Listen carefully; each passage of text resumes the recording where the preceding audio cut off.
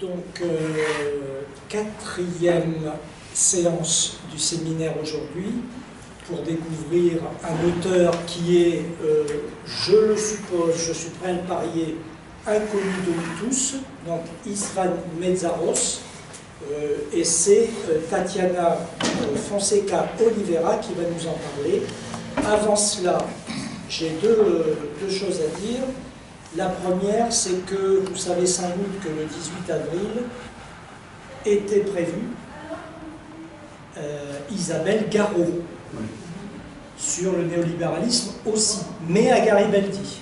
Eh bien, elle s'est fait une double fracture au bras, et donc plus d'Isabelle Garot pendant au moins 6 semaines ou 8 semaines. Voilà. C'est remplacé par autre chose, c'est sur la Lune, oui, quelque chose comme ça, de Jean-Louis Heudier, qui est connu à Nice pour ses conférences. C'est un astronome. Et puis la deuxième annonce, elle concerne un livre qui vient de sortir aux éditions Gallimard, dans la célèbre collection Essai, de Barbara Stiegler. Il faut s'adapter, entre guillemets. C'est une phrase que nous entendons tous, presque tous les jours. Donc il faut s'adapter. Je vous signale ce livre parce que son intérêt, et toi aussi, son intérêt, c'est qu'il reprend et prolonge la généalogie du néolibéralisme que Foucault fait dans Sécurité, territoire et population et dans Naissance de la biopolitique. C'est de qui? C'est de qui le... Barbara Stiegler. Ah, Barbara Stiegler. Stiegler. Stiegler. Stiegler. S-T-I-E-G-L-E-R. Barbara Stiegler.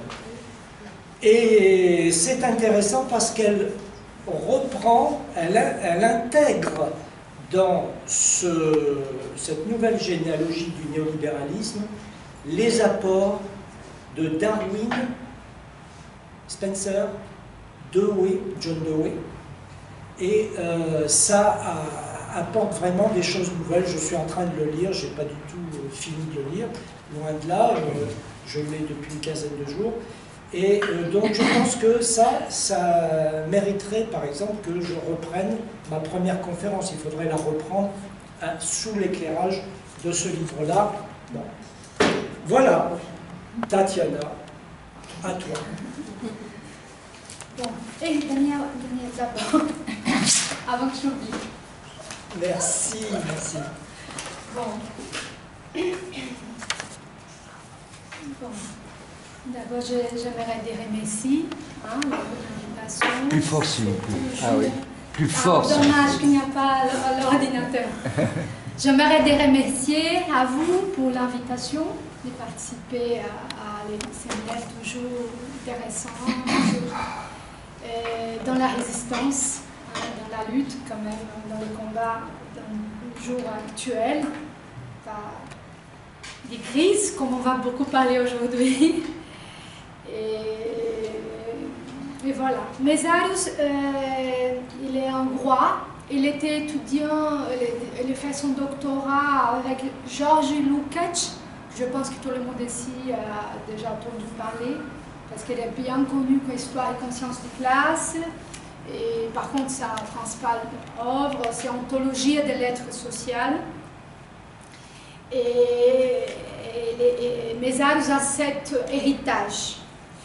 En 1956, il échappe à l'insurrection de 1956 en Italie. Il trouve sa femme Donatella. Après, il travaille à l'université de Turin. Après, il va en Angleterre où il s'installe définitivement. Et il est professeur à York, comme j'ai vu là, il y a à Sussex. Il devient professeur émérite et il était beaucoup apprécié.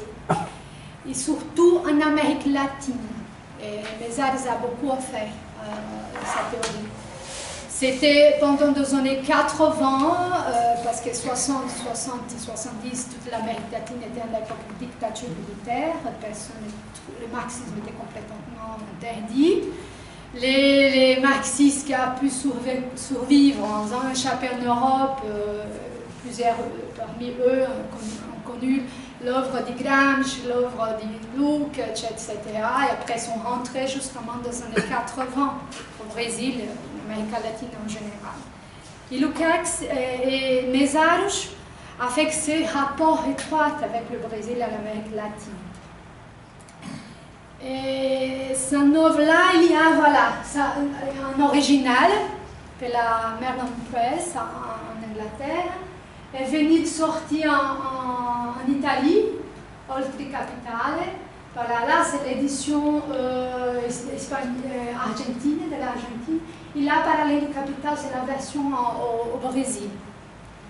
C'est une œuvre publiée par la première fois en 1995. D'accord? Après, c'est d'autres pays. Était traduit aussi au Japon, aussi en Grèce, en Espagne aussi, et des autres pays. D'accord? Et c'est dommage, c'est triste même de savoir qu'il n'est pas connu en France. En France, il y a Nicolas Tertullien, qui est un cachéan, qui a travaillé énormément avec l'héritage de Lukács en France. Mais pas un Mészáros, n'a pas eu d'espace ici. Alors, j'essaie de commencer. J'ai choisi quelques passages de son œuvre, à cause aussi de ma difficulté avec la langue. Et j'ai choisi quelques passages pour être sûr que vous allez comprendre quelques passages du handicap, au-delà du capital, voilà, du Mészáros. Et à partir de ces passages, je commence ici plus ou moins à vous expliquer où il veut y aller et quelles sont la discussion derrière ça. D'accord? Mészáros, il parle. Nous vivons à une époque de crise historique sans précédent. Sa gravité se mesure au fait que nous ne sommes pas confrontés à une crise cyclique du capitalisme, plus ou moins étendue, telle que celle vécue dans le passé, mais une crise structurelle, profonde du système même du capital.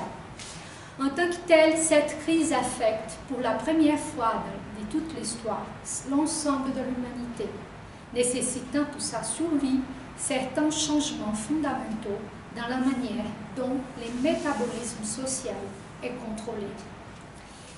Mészáros, comme j'avais parlé annoncé auparavant, il doit à Lukács sa discussion marxienne sur la question du travail. Il explique qu'elle défend, comme Lukács, la thèse que le travail, c'est une centralité. Il existe une centralité du travail et pas de la politique. Ça veut dire l'homme, c'est faire l'homme à travers le travail. L'homme, dès le début de l'histoire de l'humanité, à partir du moment que l'homme se devient l'homme, il arrête d'être à l'époque préhistorique de sa branche des singes, à partir du moment qu'il fait une interaction avec la nature, son développement physique et mental, et à travers du travail, il donne cette saut ontologique, il se fait l'homme. Ce n'était pas à travers d'un langage, c'était pas à travers c'était à travers du rapport entre l'homme et à travers le rapport l'homme et nature. Dans ce sens-là, il existe une centralité du travail. Le travail a sa dimension ontologique. Ça, par exemple, on peut trouver aussi chez Antonio Labriola et chez Gramsci aussi, dans le cas. Cette dimension ontologique du travail.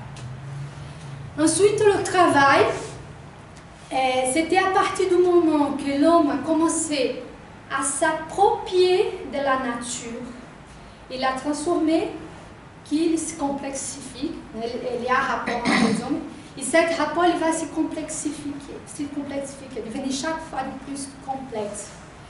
Et là, à partir du moment qu'il s'approprie de la nature, il transforme la nature et il se transforme en soi-même.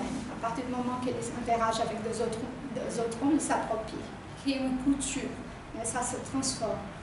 Mais à partir du moment en qu'il s'approprie de ce qui est produit socialement, ça naît, comme déjà clairement chez Marx et Engels, la propriété privée.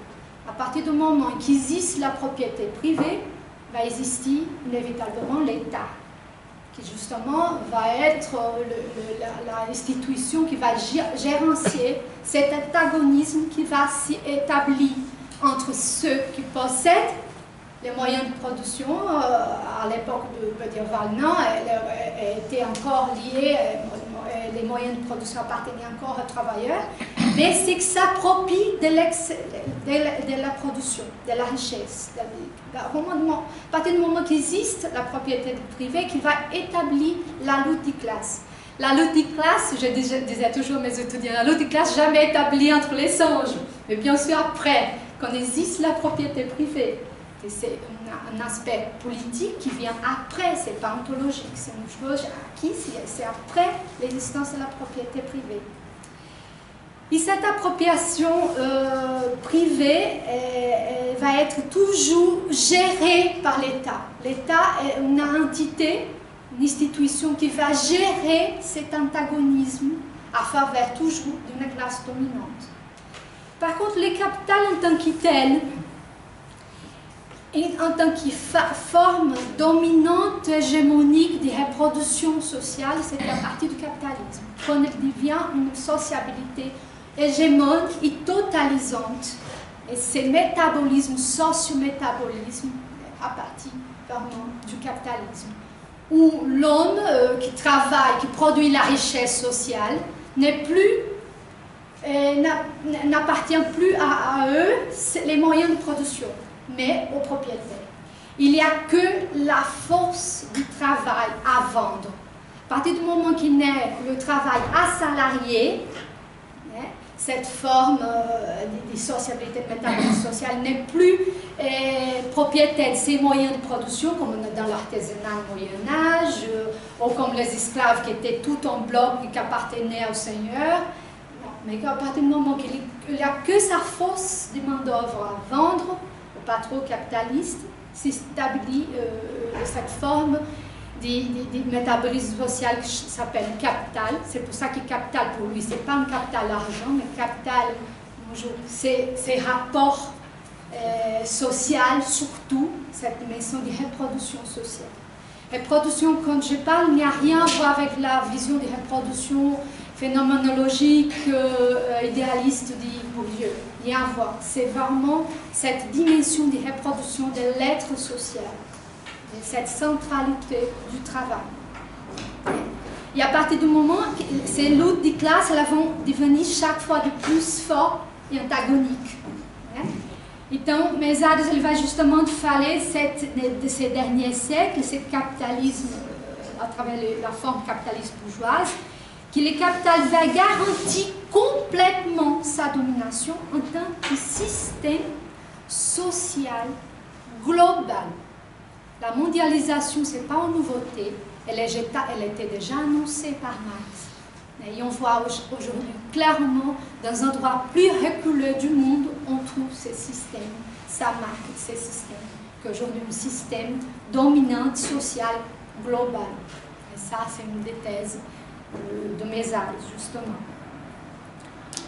Et ensuite, jusque-là, c'est bon. C'est bon.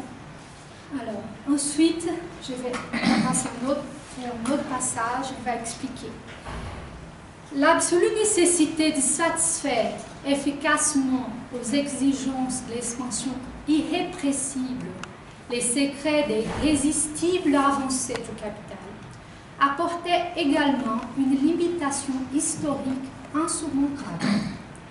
Non seulement pour la forme socio-historique spécifique du capitalisme bourgeois, mais dans son ensemble, pour la viabilité du système du capital en général. car ce système de contrôle du métabolisme social a dû pouvoir imposer à la société sa logique expansionniste cruelle et fondamentalement irrationnelle, indépendamment du caractère dévastateur de ses conséquences, ou a dû adopter des contraintes rationnelles qui contredisaient directement cette détermination plus profonde en tant que système expansionnisme incontrôlable. Le XXe siècle a été témoin de nombreuses tentatives infructueuses pour surmonter les limitations systématiques du capital.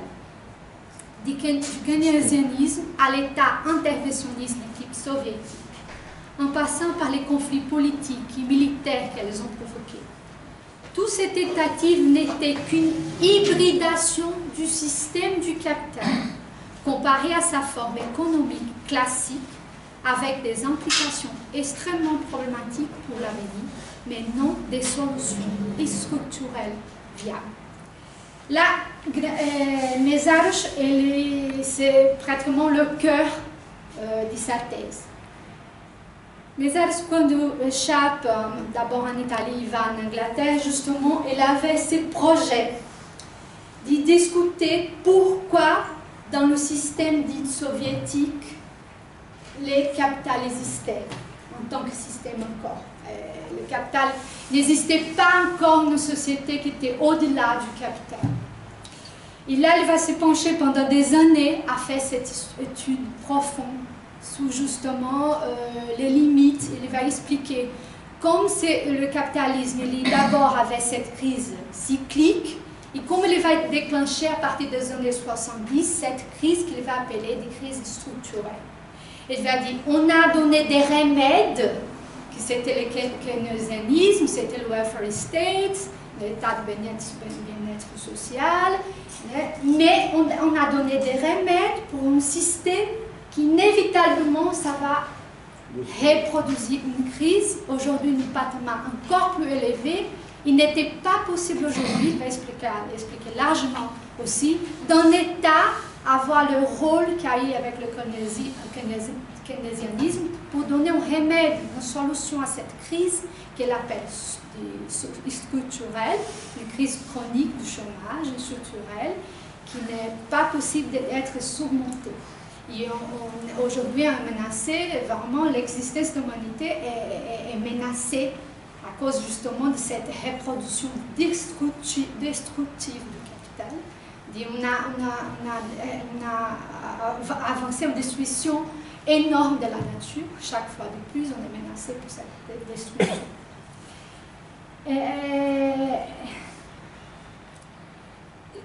Mézarch, il va dire, écoutez, quand on a eu la crise des années, le krach de 1929, Keynes, il va regarder l'Est de l'Europe, l'Union soviétique, il va dire pourquoi là, cette société, elle était immunisée, elle n'était pas du tout touchée par la crise. Et il va commencer justement à analyser pourquoi cette société était immunisée à la crise des années 20, 29, 30, 40, que ça va finir justement après la Deuxième Guerre mondiale, qui va être une crise tellement forte qu'elle va déclencher la Deuxième Guerre mondiale.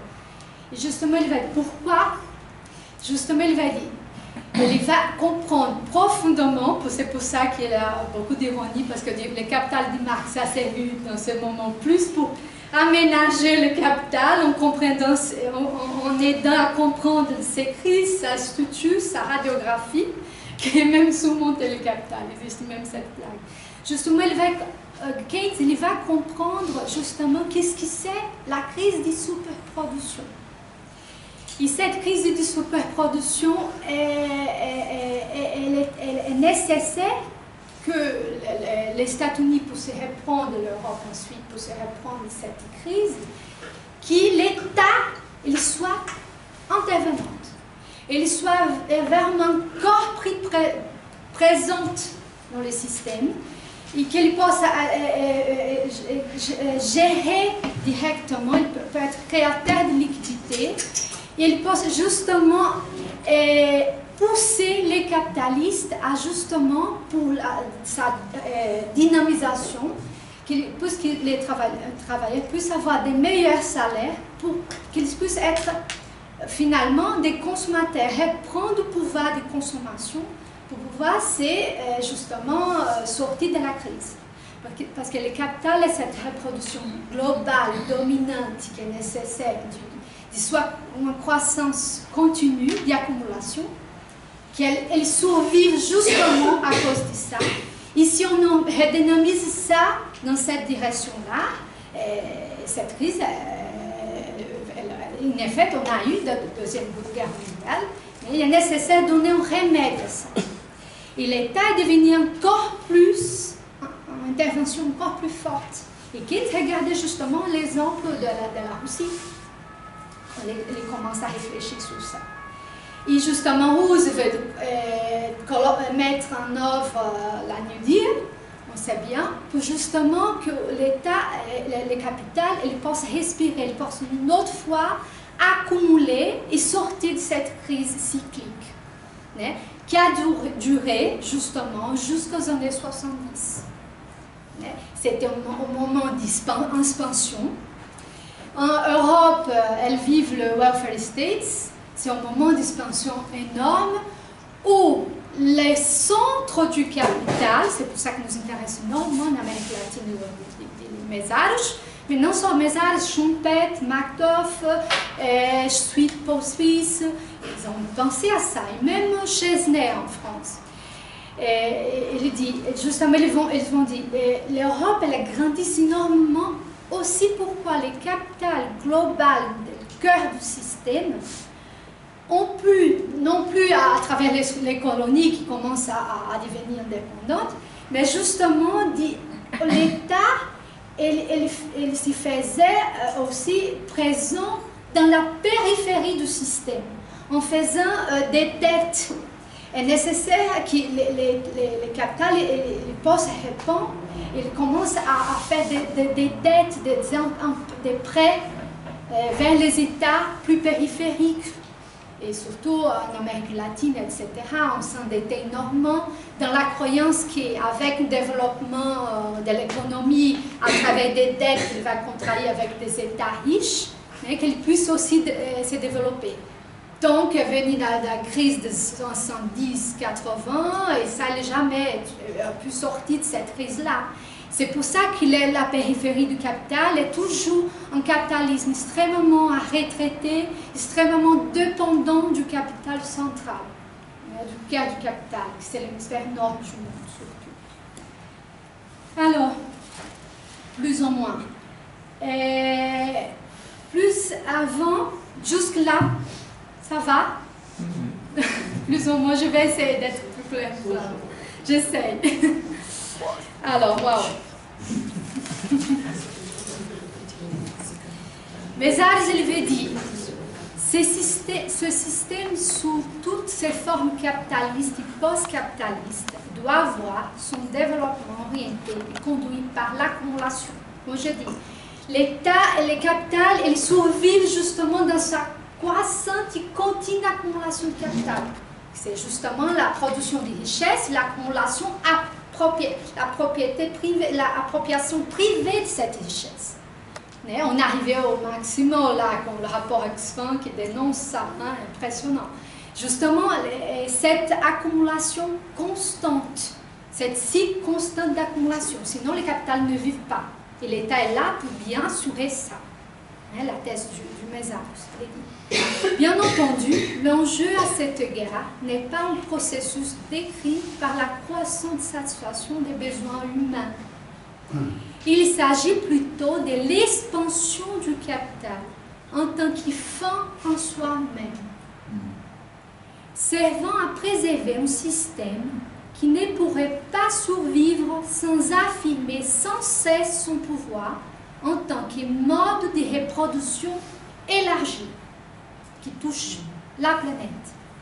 Le système du capital est essentiellement antagoniste en raison de la structure hiérarchique de subordination du travail au capital, au travail aliéné Aujourd'hui, le travail n'émancipe jamais. Le travail sous la forme capitaliste est toujours le travail d'aliénation, du vent des forces de travail, d'accumulation de cette richesse sociale de façon privée,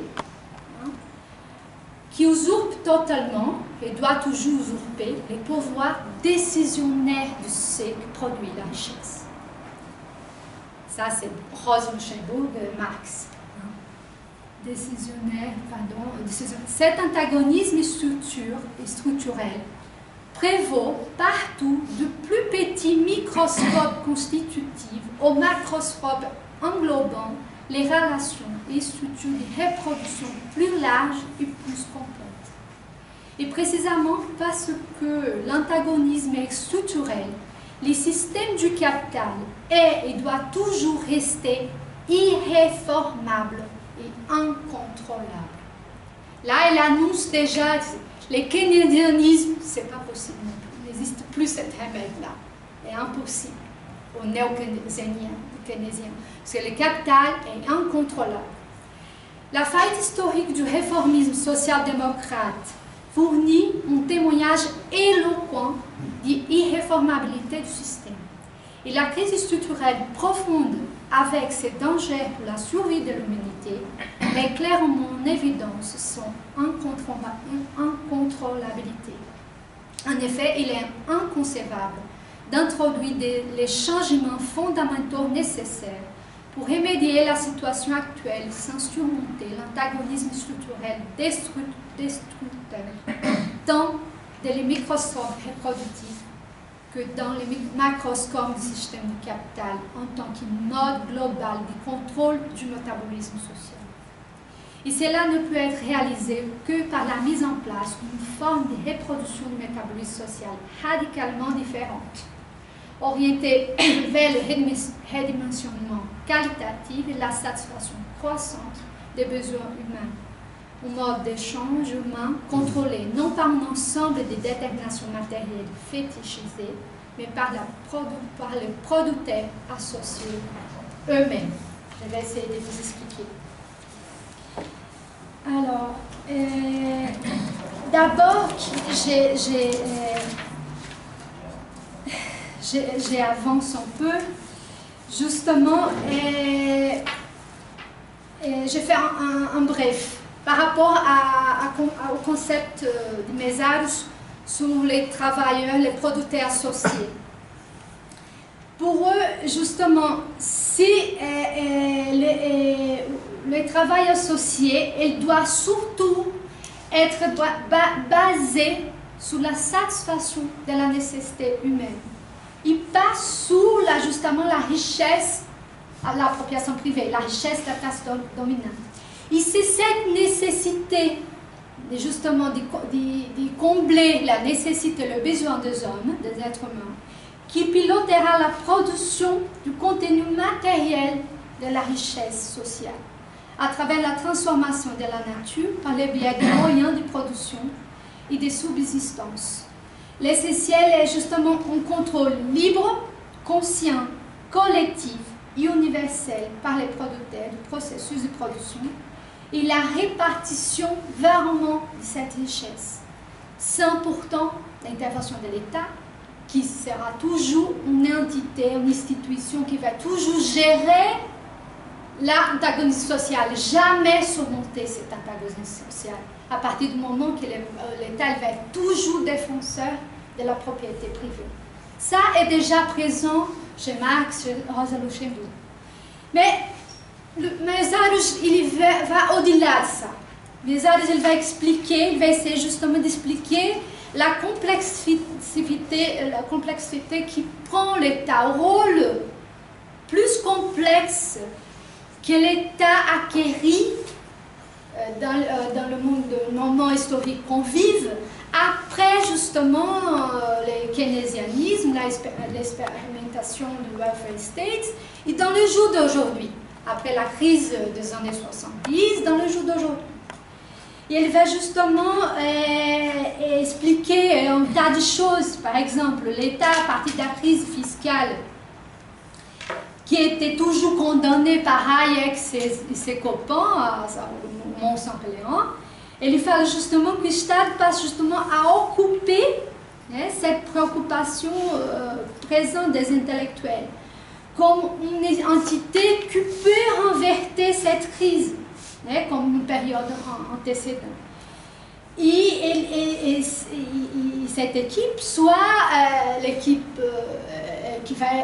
Hayek qui va condamner cet rôle excessif de l'État, qui va être contredit dans la réalité elle-même, parce qu'elle va expliquer non, le néolibéralisme a énormément besoin de l'État.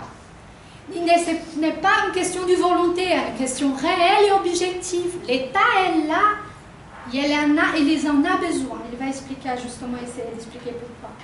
À travers l'État, chaque fois de plus, a un transfert à partir des années 70, des sphères productives, à partir de la restructuration productive, à partir de la mondialisation, de la financiarisation, de la mondialisation financière.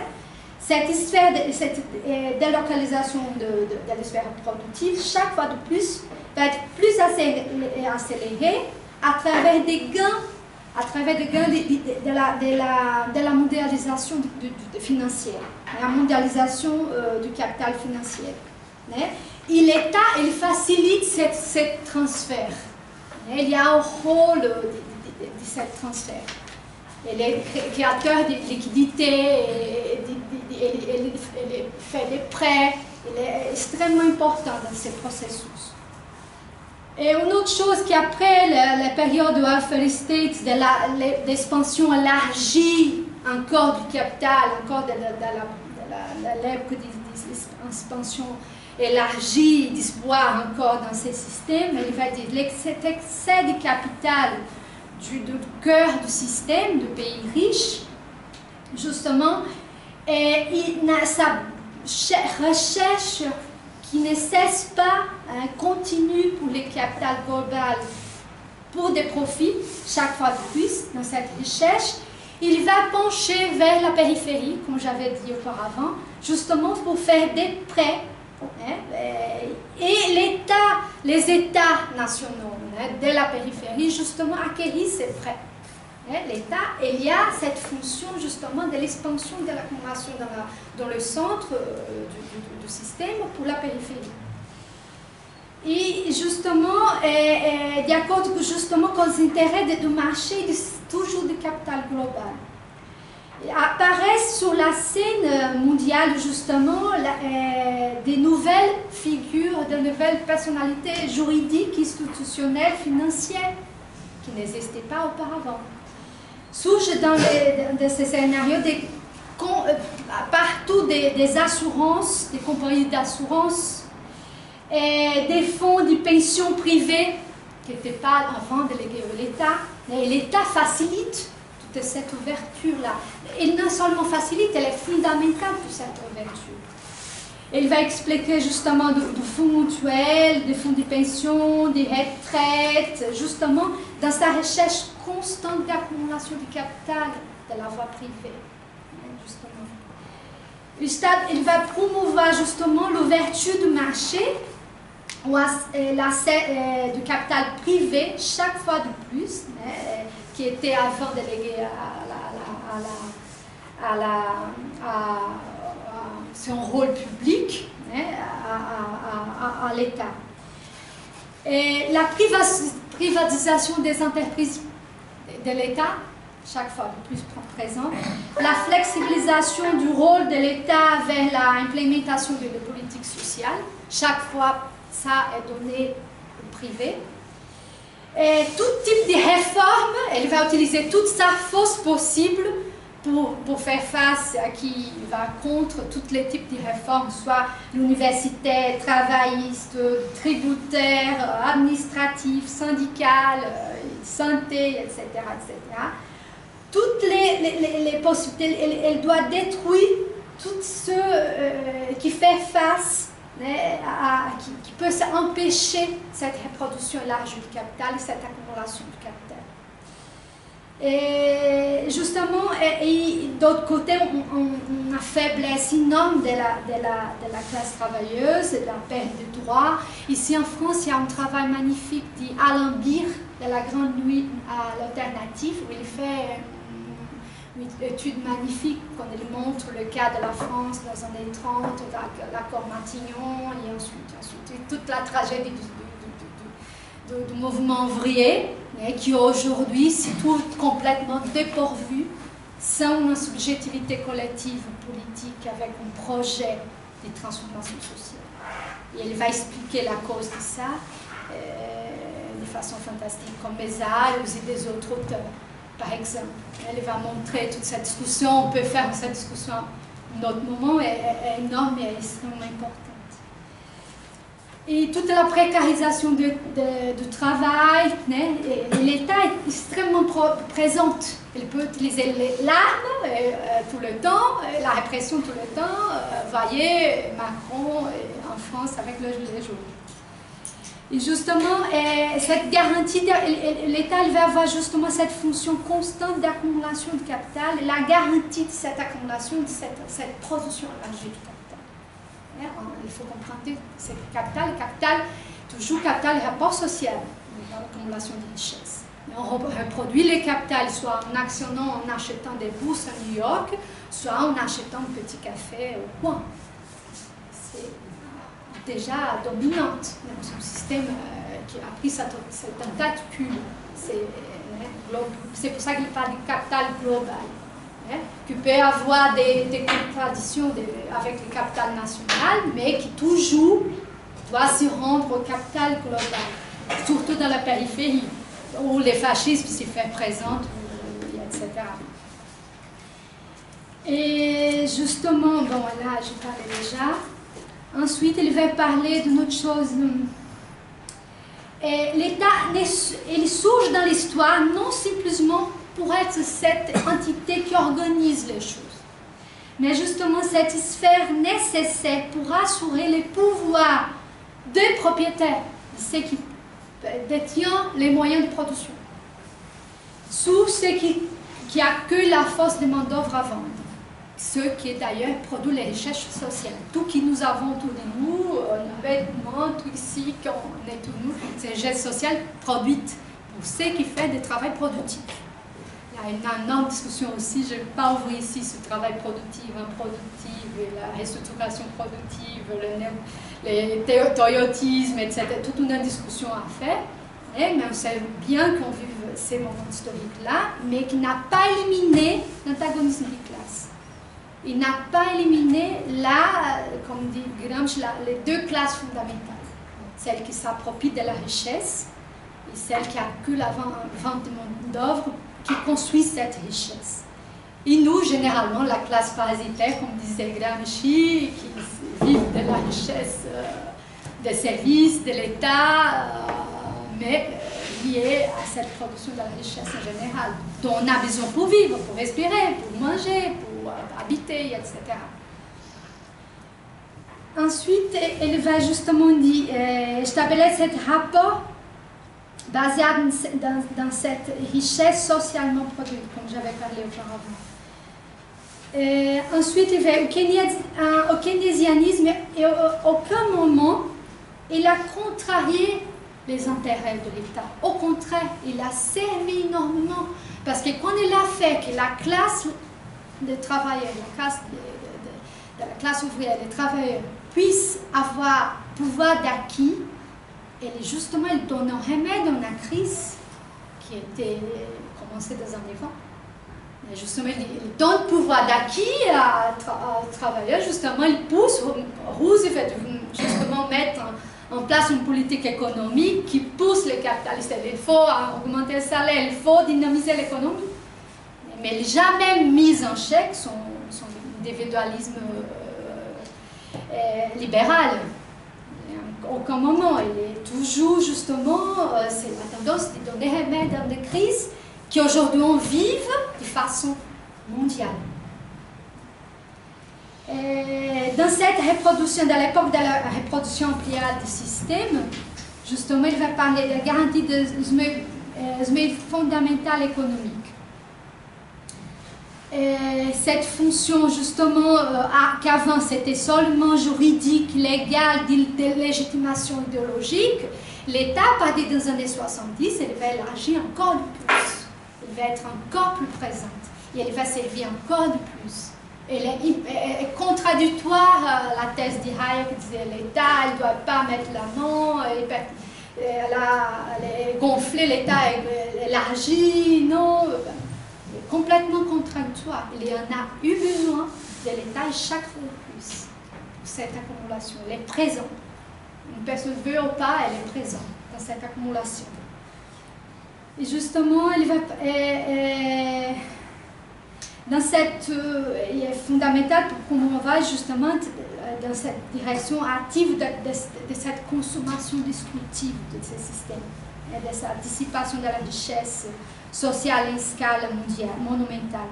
Et d'ailleurs, c'est très intéressant parce que, quand Mézard parle, le capitalisme en crise aussi crée tout le temps des anomalies dans les systèmes. Parce que justement, le capital, dans sa financiarisation et dans sa forme de métabolisme social actuel, dans sa forme de reproduction actuelle, elle a créé des anomalies. Pourquoi? À partir du moment que l'État, ce système, elle élimine chaque fois de plus le travail, parce qu'elle élimine, elle met dans la poubelle des masses d'ouvriers énormes, les travailleurs énormes, les précarisent, elle diminue le pouvoir d'achat, consommation. Et déjà, ça augmente encore plus la crise. Elle ferme tout le temps des usines. Un système qui, chaque fois, qui migre un peu la spéculation financière. Et en même temps, le travail productif est la base de la richesse.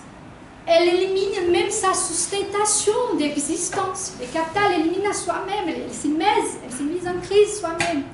D'un côté, et d'autre côté, elle détruit chaque jour, sans être imparable, la nature, qui c'est la source de la richesse, dont on a besoin pour survivre, tout simplement. C'est cette Mézard, il parle de cette reproduction destructive du capital. C'est pour ça qu'on est dans un tunnel où la lumière au fond, c'est peut-être un train qui vient contre nous. Si on ne commence pas à penser dans une alternative vraiment radicale, une critique radicale contre l'État, une critique vraiment radicale pour sauver l'humanité, parce qu'on est au bord de la destruction. Je viens du Brésil, je vois chaque fois les horaires en Amazonie, dans les fleuves, partout ici aussi. On ne peut plus boire, on ne peut plus manger, on ne peut plus... chaque fois de plus, on devient chaque fois de plus malade, etc. etc. C'est impressionnant, le moment historique qu'on vit. Et des moments qui éclodent chaque fois de plus des néofascismes présentes, justement, ce n'est pas par hasard, c'est justement des réponses à cette crise structurelle. Et cette force fasciste revient. Ensuite, elle parle justement de cet hybridisme du contrôle socio-métabolique. C'était un remède, soit le keynésianisme, soit les expériences de l'Union soviétique, Chine, etc. Cet hybridisme du capital, en ayant un État qui puisse gérencier, donner, avoir un rôle dans la santé, dans l'assistance, dans la pension, etc. Cette hybridisme, aujourd'hui, elle n'est plus une réponse. Justement, ce qu'il va défendre. Et c'est une illusion penser, selon Mézard, dans cette vision néo-keynésienne, comme sortie de cette crise. Cette crise du chômage, il n'y a aucun Keynes qui va naître dans le monde qui va donner une réponse à cette crise du chômage chronique qu'on vit aujourd'hui. Et mondiale. Parce qu'au niveau national, les États-Unis ont réussi à contrôler. Et l'Europe a réussi à contrôler en exploitant énormément l'hémisphère sud du monde, en exploitant énormément l'Amérique latine, en mettant dictature militaire, exploiter tout cela dedans, toutes les pétroles, toutes les richesses, et accumuler en Europe et en États-Unis. Aujourd'hui,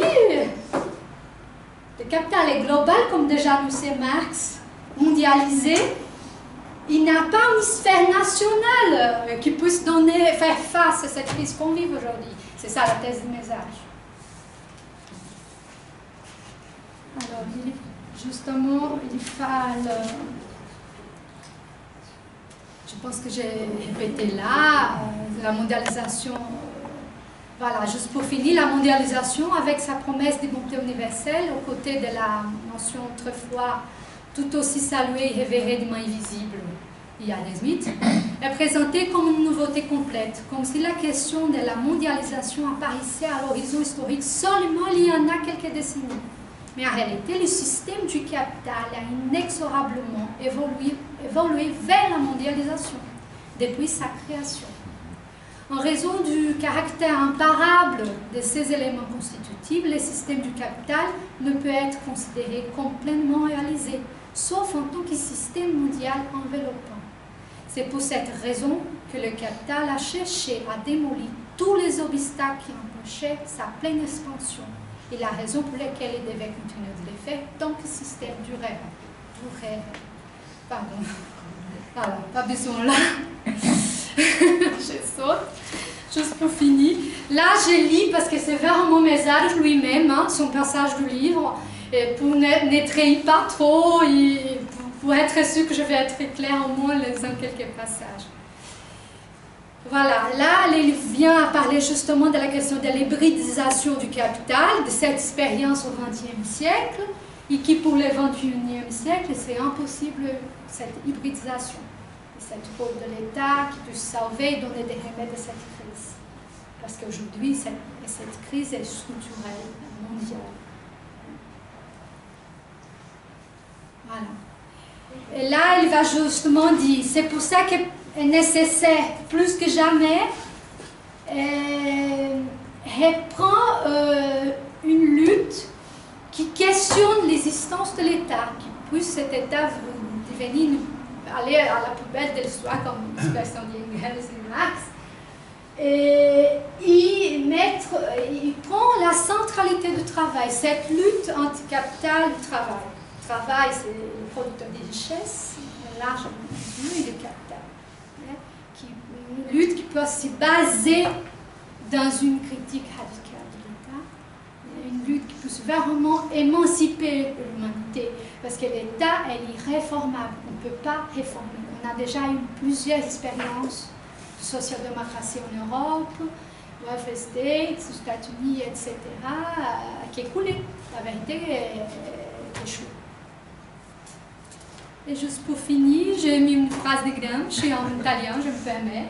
Mi sono convinto che anche quando tutto è o pare perduto, bisogna rimettersi tranquillamente all'opera, ricominciando dall'inizio.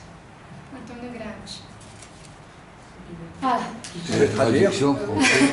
Ah oui, d'accord, voilà, il est convaincu, Manuel, il est convaincu qui même si tout paraît être perdu, complètement perdu, est nécessaire s'y mettre au travail de façon sereine, se mettre à l'œuvre et recommencer tout à zéro. D'accord. Réfléchir les limites de l'expérience staliniste, de l'expérience de l'Ouest, de l'Europe, comme réfléchir que le welfare state est aussi échoué. Et que les capitales, soit les socialismes réels, non existantes, comme l'expérience de l'Occident, elles étaient échouées et on est dans une crise vraiment qui peut compromettre l'existence de l'humanité. Voilà. Bon, j'ai fini pour plus ou moins.